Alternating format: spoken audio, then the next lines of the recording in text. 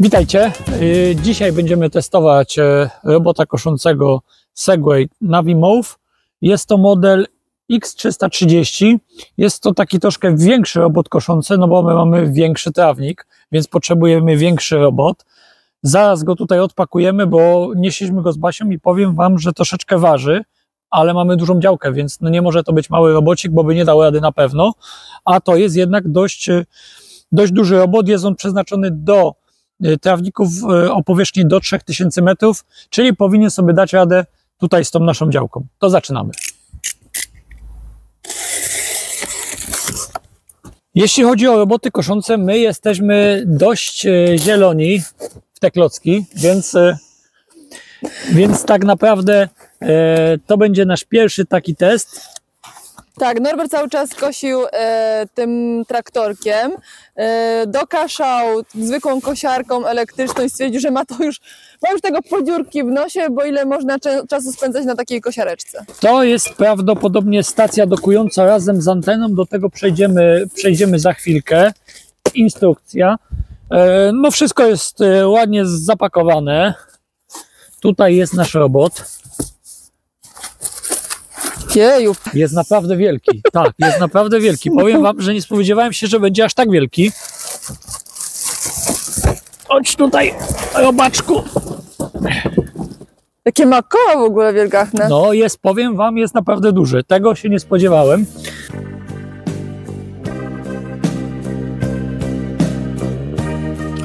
Ok, zaczynamy od tego, że wyparujemy nasze urządzenie z aplikacją na smartfonie. Ja ją sobie ściągnęłam normalnie z Google Play. Nie jest to bardzo skomplikowane. Zaraz spróbujemy to sobie ogarnąć. Ok, włączamy na aplikację. Add device. Ok, włączone. Musimy go włączyć. Przyciskamy OK przez sekundę. Moja sekunda chyba jest za słaba. O, to była sekunda dopiero. Jaki ma wyświetlacz. Chodź, zobacz. Ty, kosmicznie wygląda. A się ładnie świeci. No. Ja wiem, wiecie, tam koszenie, wysokość koszenia, ile metrów to tam, ale ładnie się świeci, to już mi się podoba. Ok, teraz tak, mamy taką opcję X3 Series, czyli to jest ta, którą potrzebujemy, więc zaciskamy. I chyba jakaś satelita jest.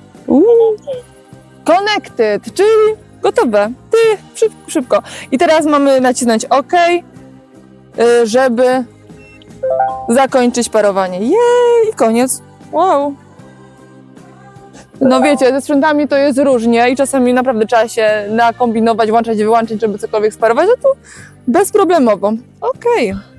Ustawiliśmy naszą stację ładowania razem tutaj z tym nadajnikiem w takim miejscu, żeby było troszeczkę dalej od drzewa, żeby nadajnik nie był też zasłonięty przez żadną koronę drzewa, żeby był dobry dostęp. Jeśli chodzi o montaż tej stacji, jest bardzo prosty, są takie bardzo proste wtyczki, tutaj możemy wam pokazać.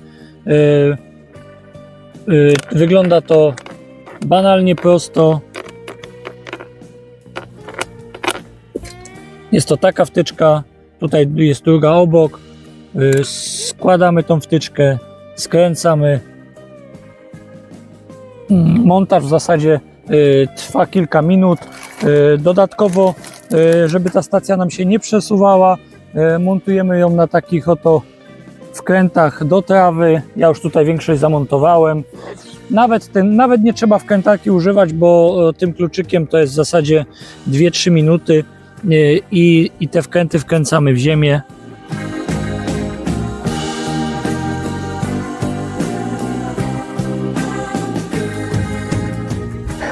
Mamy już prawie wszystko przygotowane. Z takich rzeczy, które są jeszcze w zestawie, to są zapasowe 2 komplety noży.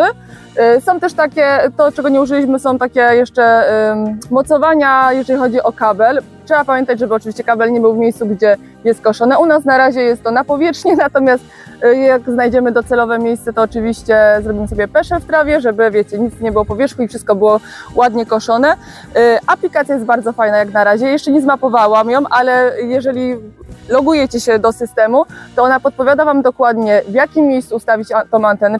Tak w promieniu 2 metrów nie może być żadnej przeszkody i najlepiej, żeby ta antena była ustawiona tak, żeby nad nią było czyste niebo. I jeżeli nie jest to możliwe, bo wiadomo, że nie zawsze się tak wszystko zgadza, bo to musi być uzależnione od tego, gdzie macie prąd, gdzie chcecie w ogóle taką stację ustawić, to taką podpowiedzią jest to, żeby ona stała w miejscu, gdzie południowe niebo jest wolne i od wschodu i zachodu nie ma żadnych przeszkód. Wtedy po prostu wynajdujecie sobie takie odpowiednie miejsce, no ale wiadomo, życie jest życiem i tak naprawdę pewnie to wszystko wyjdzie podczas użytkowania. Jeżeli chodzi o stację ładującą, to również ona nie powinna być w miejscu, gdzie w promieniu 2 metrów znajdują się jakieś przeszkody. I to w sumie tyle z najważniejszych rzeczy. Zaraz będziemy startować. To jest etap, którego trochę się boję, bo producent mówi, że to jest łatwe i nie potrzebujecie specjalisty, nie potrzebujecie tych linek, żeby to ustawić, więc zobaczymy, jak bardzo proste to jest. Dobra, jak mam tym kierować? Ktoś wie? Tak jak normalnym tym, masz taki joystick jakby z klawiatury telefonu. Czekaj, on wyjeżdża na razie, tak? 80, 82, 80... No, 100%, ok, jest. Kalibracja powiodła się, rozpoczynajmy teraz mapowanie. Nie wiem, czy jestem odpowiednią osobą do wykonywania tego. Nie jestem żadnym gamingowcem, ani boję się. No jedź do krawędzi. Dobra. Aha, ćwiczenie. Żebyś tylko do stawu nie wjechała. Ale niebo. Aha, okej, dobra. Czyli to jest tak, jak naciskam, to jeździ powoli, a jak przesunę palcem tego dynksa, to jedzie szybko, widzisz? A jak nacisnę tylko, to jedzie wolniej. Wracaj nią, bo wyjechałeś mi z kadru. Wracaj. Prykasztenka. Okej. A jeszcze Wiecie co? Dziwaczne uczucie. Dobra, to co? Zakończ ćwiczenie? Okej. Utwórz co najmniej jedną granicę, aby kosiarka działała poprawnie. Rozpocznij mapowanie. To będzie wymagające. Może coś powiesz? Zaraz coś powiem, tylko się ustawia, to muszę być skupiony. Myślę, że tak będzie ok. Trzeba zdalnie sobie podjechać do krawędzi, to będzie nasz punkt start. Od tego momentu rozpoczniemy mapowanie, więc lecimy. Tutaj widzicie, jest ten joystick, jak to wygląda. Pokaż, Basia, palcem, gdzie mapujesz granicę obszaru, a gdzie środek. Tutaj po granicy, a tu w środku. I tutaj jest ten joystick na telefonie, tak się to mapuje. No jest troszkę zabawy. Jak ktoś lubi zdalnie sterowane modele, to wtedy dzieci powinny robić, będzie mu się podobało. To dzieci powinny robić, nie ja.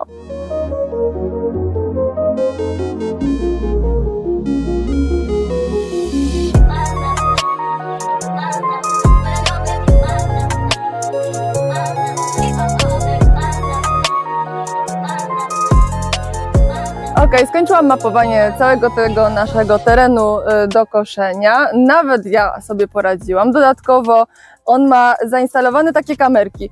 Kamerka jest z przodu i po obydwu stronach. Generalnie chodzi o to, że niedokładności, które powstały przy mapowaniu, on sobie sam jakby poprawia, jak kosi. Fajna jest opcja, że jeżeli macie takie, wiecie, dokładnie wyznaczone granice krawężnikiem po prostu trawnika, to możecie wyłączyć funkcję automatyczną i on wtedy sam sobie mapuje. No u nas ze względu na to, że wiecie, tu nie mamy obrzeży, parę było tych stref wyłączenia, to musiałam zrobić ręcznie. Zresztą czułam się pewnie, jak robiłam to sama po prostu, a tamten mały fragment naprawdę bardzo fajnie nam to objechało.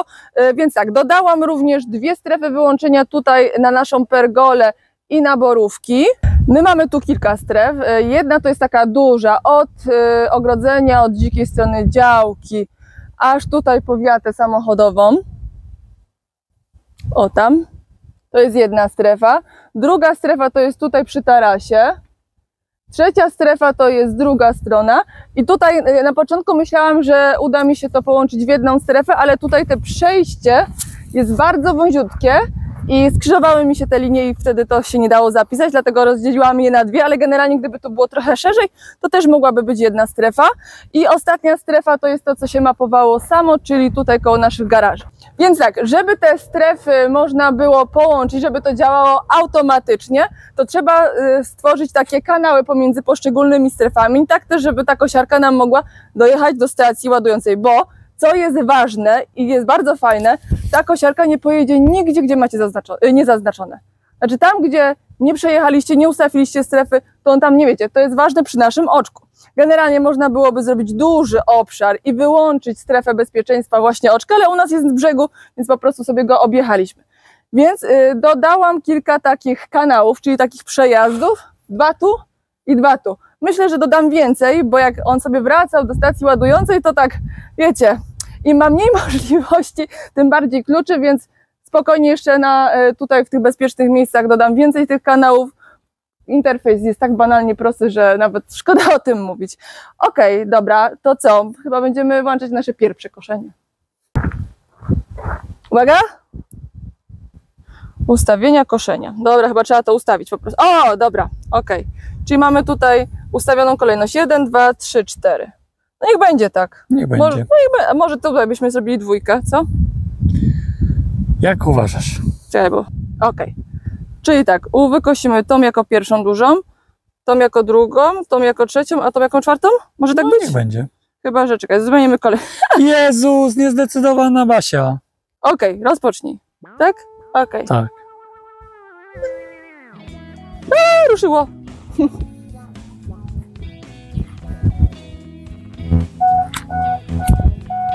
Psy. Ale cichutko. No.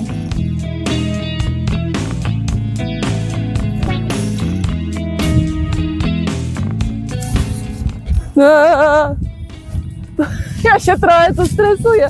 Mamy oczko, żeby on nam tam nie wleciał, ale no ja starałam się odsunąć tą strefę w miarę, żeby było bezpiecznie, no ale no się okaże. Ważna informacja jest taka, że on ma te kamerki nie tylko po to, żeby poprawić ten, wiecie, zakres koszenia, ale jak wracał do domu i Kosmo leżał, to wziął go normalnie, ominął. Generalnie no, on ma takie zabezpieczenia, że wykryje wam zajączki, psy, koty, wszystko co nie jest pokryte trawą, czyli na przykład piłki, on tego po prostu ominie, nie skosi, jest wszystko, wiecie, bezpieczne, co jest ważne, bo wiecie, czasami Kosmo się wyleguje na samym środku, więc koszenie Kosma nie specjalnie, a Odora to już w ogóle. Bardzo jestem ciekawa, jak nam się to spisze. A na jakiej on teraz kosi wysokości? Na 7. Czyli najwyżej? Najwyżej.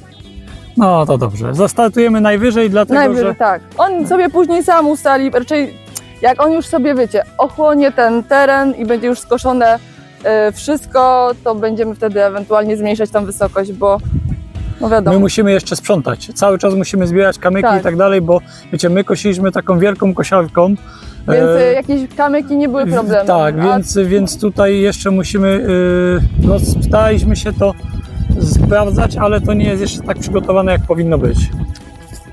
A, fajna rzecz, znaczy fajna, taka bajera tak naprawdę, bo można sobie ustawić wzór koszenia. Nie jakąś, jeszcze nie sprawdzałam tych wzorów, jakąś, nie wiem, buźkę, kółeczko, kwiatuszek i on wam wykosi taki wzór na trawniku. To może dajmy mu pracować, żeby się nie zawstydził chłopak. Nagramy później.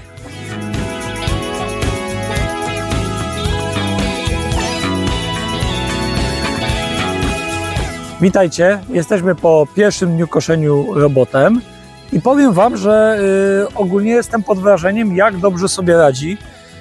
Jak wiecie, u nas działka jest bardzo trudna, bo on ma w zasadzie 4 strefy koszenia. Też widzicie, tutaj nie obijał się, bo widać tutaj po jego kółeczkach, że pracy miał sporo, ponieważ mamy różne miejsca i nasłonecznione i zacienione, więc widać po tym, jak jeździł, że z tej mokrej trawy rano dużo się nazbierało. Jak to w ogóle wygląda? Jeśli nie ustawicie mu koszenia nocnego, on automatycznie ma oczywiście czujniki zmierzchu i tak dalej i automatycznie kosi tylko w dzień. Ile w ogóle skosił i ile zajęło mu to czasu? Uruchomiliśmy go wczoraj po południu, wczoraj kosił jakieś 5 godzin, do zmierzchu. W momencie, kiedy zrobiło się ciemno, pojawiła się informacja, że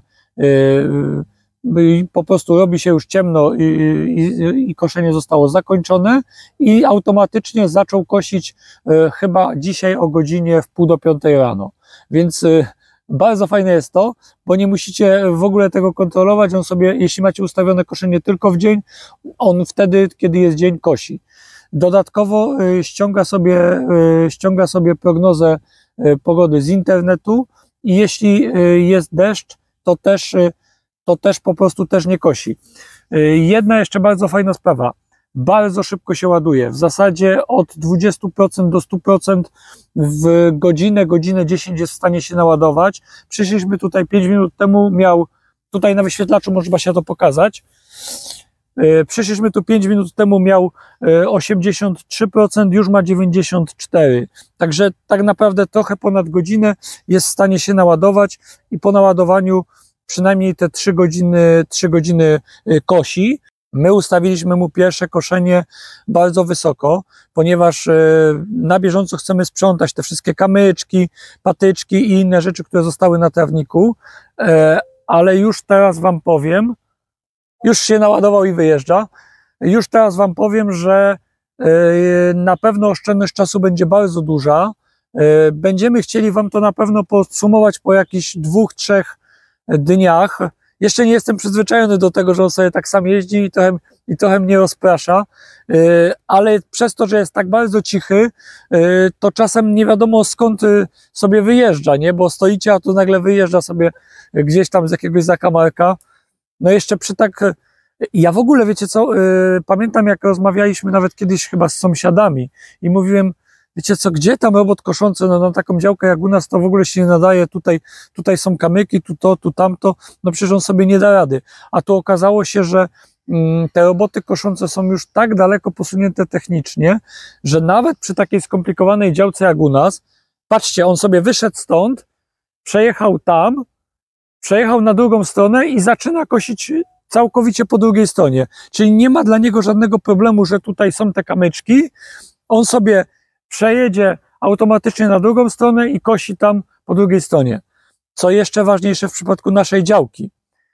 Jeździ dookoła tych drzewek, widzi te drzewka, gdzie one są i kosi dookoła. Będzie to dokładnie widać, jak zejdziemy na dół do sadu, pokażę wam jak to wygląda. Oczywiście to też jest tak, że żadna kosiarka nie skosi idealnie dookoła wszystkich drzewek, więc jakieś tam małe poprawki będzie trzeba zrobić, ale powiem wam, że najwięcej zawsze czasu zajmowało to koszenie dookoła tych drzewek, a tutaj jak widzicie już jest dookoła drzewek wykoszone. Jakieś drobne poprawki zostają, ale to są tak naprawdę drobne rzeczy. Jeśli ja kosiłem, podam wam porównanie, jeśli ja to kosiłem tym traktorkiem koszącym. Ja jeżdżąc traktorkiem musiałem jechać tutaj. Nie mogłem jechać bezpośrednio przy drzewie, więc ta strefa niewykoszona zostawała jeszcze większa.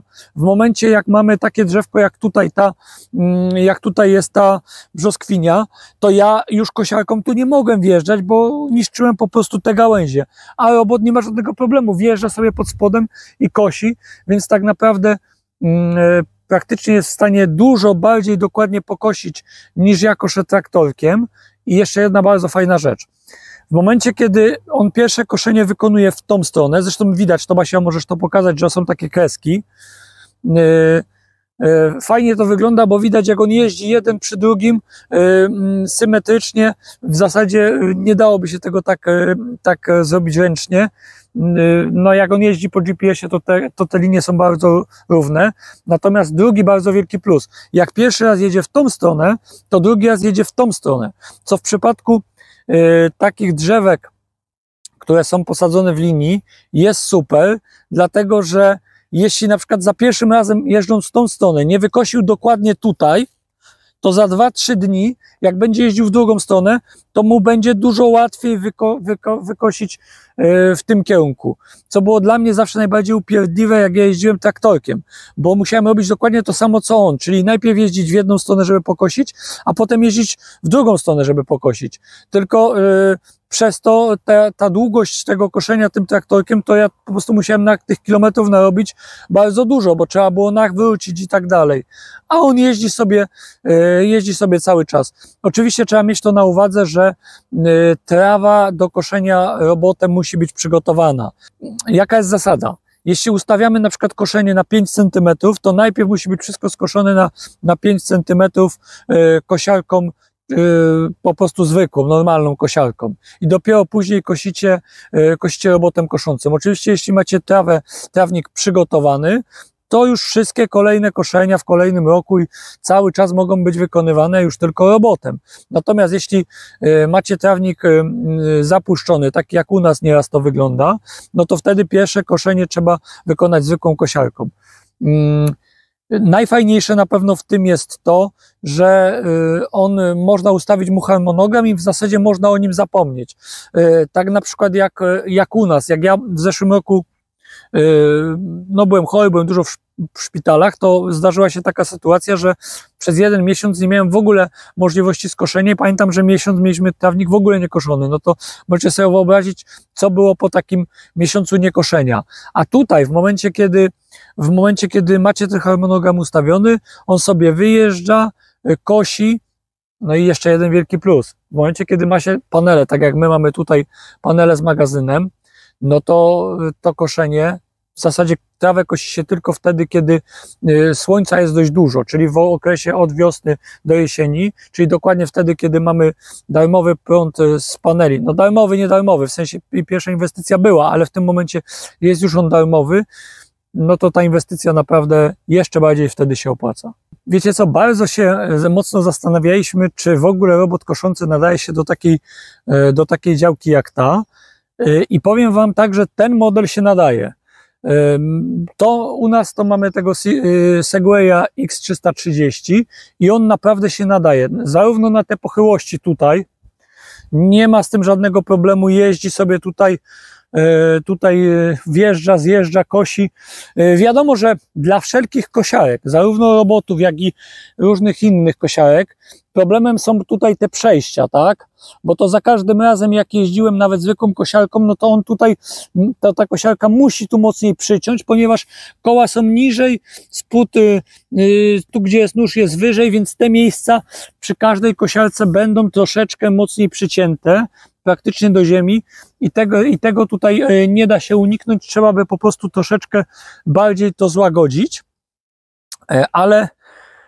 ale jeśli tutaj chodzi o te wszystkie przejścia, to naprawdę radzi sobie bardzo dobrze. Ważna rzecz przy takiej dużej ilości drzewek, jaką my tutaj mamy, oczywiście gdzieś tam przy samym drzewie, no nie podjedzie do samego drzewa, bo to jest niemożliwe, ale naprawdę koszenie czy z kablem, czy zwykłą kosiarką między tymi drzewkami jest bardzo upierdliwe, a tutaj większość tej trawy dookoła tych drzewek naprawdę ładnie sobie radzi i sobie wykasza. To jest aż niesamowite, jak dobra to jest technologia, że on sobie podjeżdża, ustawia się tak jak mu pasuje, dojeżdża do krawędzi i jedzie sobie po prostu kawałeczek po kawałeczku i wszystkie te trawki, które są trochę dłuższe, przycina.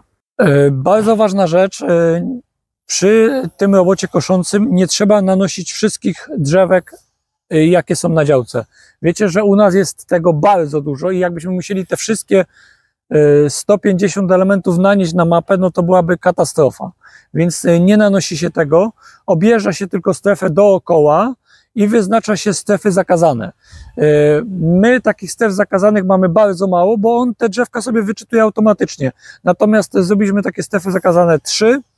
Pierwsza to jest tutaj ta pergola, żeby on po prostu nie wjeżdżał między tą pergolę i nie niszczył noży tam, gdzie jest wysypany zrębek. I 2 takie są strefy na dole, tam gdzie mamy borówki, bo też borówka w środku jest wysypana zrębkiem, tak samo jak ta rabata, natomiast tej rabaty to nie jest strefa zakazana, tylko po prostu ona nie znajduje się w żadnej strefie do koszenia. Jeśli teraz wydaje wam się to skomplikowane, to po zmapowaniu jest to naprawdę proste i nawet osoba, która nie ma jakiegoś wielkiego doświadczenia, spokojnie da sobie radę, bo naprawdę ta aplikacja i cały ten system jest intuicyjny. Zaraz zrobimy mu takiego psikusa i po prostu zastawimy mu przejście.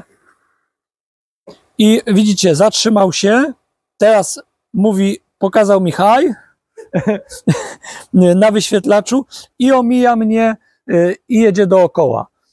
Dobra, niech sobie kosi, nie będziemy mu przeszkadzać.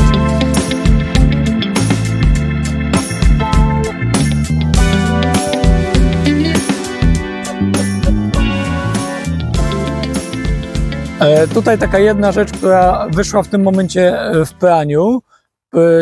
To jest pierwsza strefa u nas, to jest druga strefa, tam za domem koło garażu jest trzecia strefa i nie połączyliśmy tych stref tej z tą i on miał połączone tylko tą strefę z tą, więc żeby i tamtą trzecią, żeby z tamtej trzeciej teraz przejechać tutaj, to ponieważ nie miał połączenia tych stref, a on jeśli nie ma połączone, no to nie jeździ oczywiście prawidłowo, bo jeśli miałby połączone, a tutaj były, jeśli by jeździł tam, gdzie nie ma zmapowane, a tutaj na przykład byłoby oczko wodne, to wpadłby do środka, więc przejechał sobie z tamtej trzeciej strefy tutaj, obkrążył wszystko dookoła i wjechał sobie tędy. O, już jest tutaj.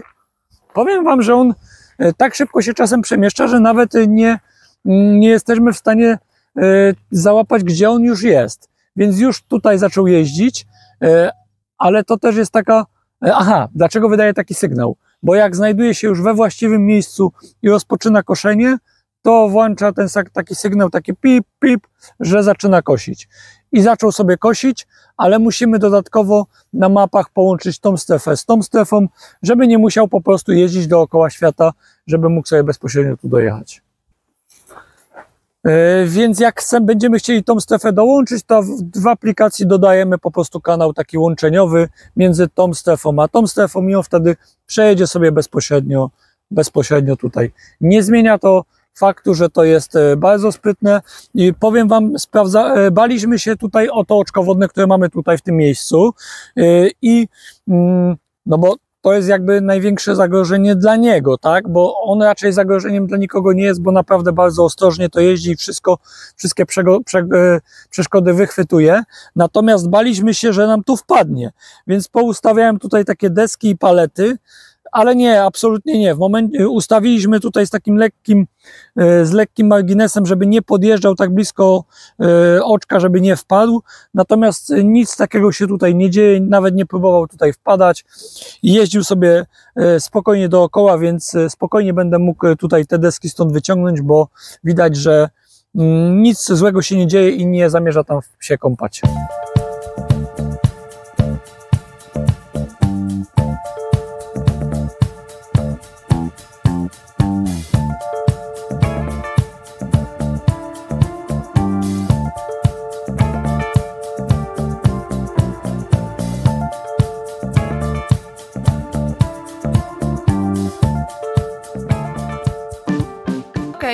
Teraz na szybko pokażę wam, jak wygląda aplikacja, takie najważniejsze jej funkcje. Więc tak, najważniejsze opcje, oprócz mapowania oczywiście, tutaj mamy ustawienia kosiarki, no i to, co jest moim zdaniem najważniejsze, to jest harmonogram koszenia, tak żebyśmy mogli sobie to ustawić i już nie zaglądać, ewentualnie jeżeli coś musimy sobie poprawić, czy chcemy coś skosić drugi raz, to wtedy można łączyć koszenie ręczne, natomiast tutaj macie dni tygodnia, włączamy sobie jakiś zakres i ustawiamy, że powiedzmy kosiarka ma działać w tych lub innych godzinach, można sobie zaznaczyć opcję wszystko albo poszczególne strefy. Jeżeli chodzi o te ustawienia, mam tutaj też wysokość globalną cięcia i jest to przedział od 2 cm do 7 cm. Ja tu bardzo nie zwracam uwagi na to, bo mam ustawione wysokość koszenia dla każdej poszczególnej strefy, ale to zaraz wam pokażę, gdzie to się ustawia. No, oczywiście różne takie bariery, no można się tym pobawić, ustawień jest sporo, ale to są generalnie te najważniejsze, które moim zdaniem są takie, no, które trzeba wiedzieć, gdzie szukać. Następnie jak tutaj naciśniemy sobie na naszą mapkę, to wchodzimy w bardziej szczegółowe edytowanie tych naszych stref. Zaraz Wam pokażę, jak to wygląda. Ok, czyli tak, naciskamy sobie, powiedzmy, strefę tutaj, trójeczkę naszą i wciskamy opcję edytuj. Tu możemy dostosować, jestem troszeczkę dalej od kosiarki, więc tutaj nie wszystko mam włączone, natomiast można sobie tą strefę dostosować, rozdzielić, połączyć. Tu jest ustawienie wysokości cięcia, czyli tu jest ten sam zakres, czyli od 2 do 7. Cóż jeszcze mogę tutaj Wam pokazać? Kierunek koszenia. Tak jak Norbert Wam wspominał, ta kosiarka za każdym razem pod innym kątem nam kosi, więc to też sobie możecie dostosować, jak to ma wyglądać. I możemy sobie również zmienić nazwę. To ułatwia życie, bo jeżeli chcecie sobie ustawić jedną strefę, żeby obkosiło, no to ja podglądałam wcześniej po prostu mapę i która strefa to która, a najłatwiej będzie właśnie zmienić sobie tą nazwę i sobie to zmienimy na taras, bo trójeczka to jest ten teren przy tarasie, cyk, potwierdź. Ok, mamy to zrobione, zapiszemy sobie mapę, żeby nam nic nie uciekło. Kontynuuj mapowanie. Tak jak Wam wspominałam, tutaj każda z tych naszych stref ma ustawioną inną wysokość, tak jak te tutaj przy domu to są trójeczki, tutaj przy garażach to jest 2, natomiast części, gdzie jest sad, to jest 5 cm,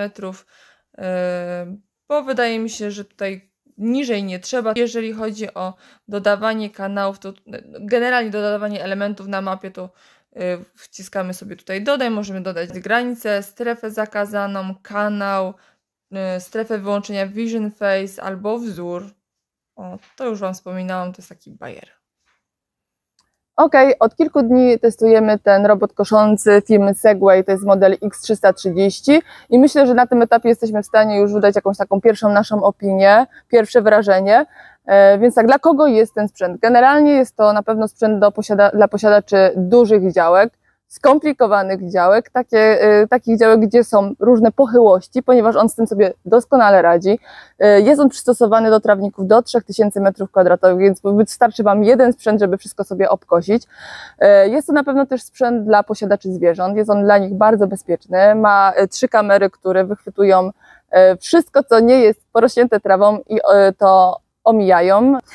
Sprzęt jest fajny, cichutki, aplikacja jest mega prosta, intuicyjna, ma wiele opcji, możecie tam sobie ustawić różne wysokości cięcia trawy, różne strefy można dzielić, można łączyć, dodawać kanały, generalnie jest to trochę taka zabaweczka, ale taka wiecie, w pozytywnym tego słowa znaczeniu, bo sprzęt wydaje się bardzo solidny. Macie do tego jeszcze zapasowe noże.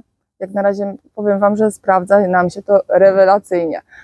Z takich wymiernych korzyści, to trzeba też sobie zdawać sprawę z tego, że obkoszenie takiego terenu trochę zajmuje czasu. Norbert, działając na traktorku, kosił to mniej więcej 6 godzin, tak co drugi tydzień, czasami częściej, czasami rzadziej, ale generalnie można uśrednić, że 2 razy w miesiącu musiał ten teren skosić, więc trochę czasu na tym koszeniu spędzał, a można było go wykorzystać w zupełnie inny sposób.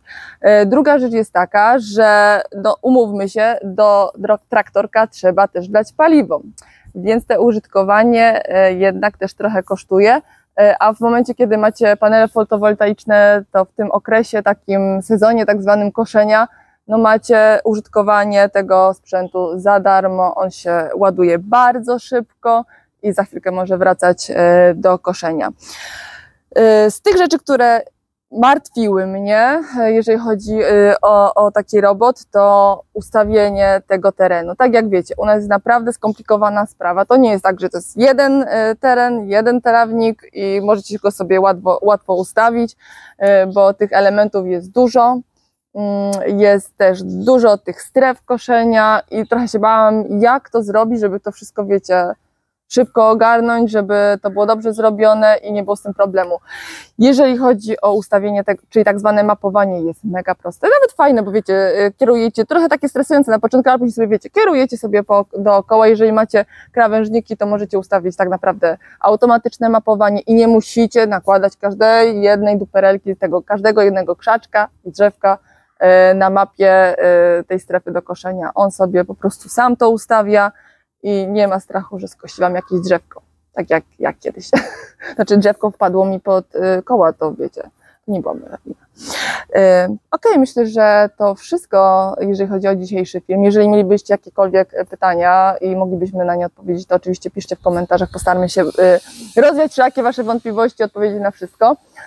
A tymczasem żegnam się z wami bardzo serdecznie. Zachęcam was do polubienia tego filmu i oczywiście do subskrybowania naszego kanału. A tymczasem żegnam się z wami bardzo serdecznie z nowego starego domu i do zobaczenia następnym razem. Pa!